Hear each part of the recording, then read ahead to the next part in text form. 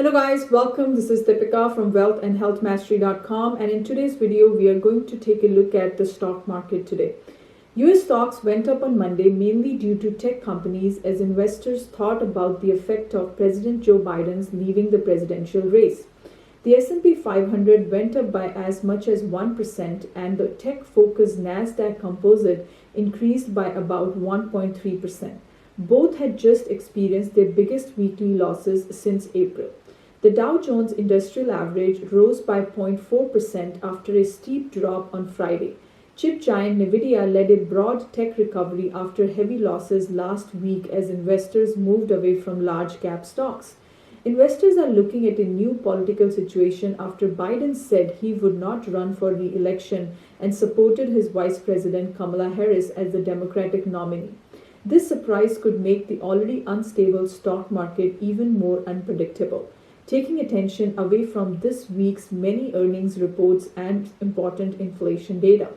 Biden's decision, though expected after weeks of pressure, is viewed on Wall Street as reducing the chances of Donald Trump returning to the White House.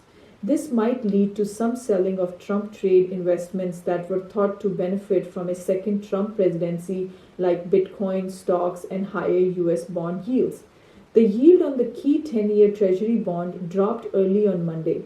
Meanwhile, earnings season is about to get busier with many S&P companies set to report their results. This week will feature big names like Alphabet, Tesla, and Chipotle.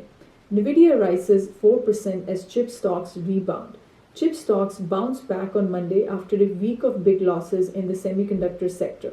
Nvidia shares went up by over 4% in early trading after dropping more than 8% last week. Chipmaker ASML stock went up by over 3% and semiconductor foundry TSMC also saw a rise.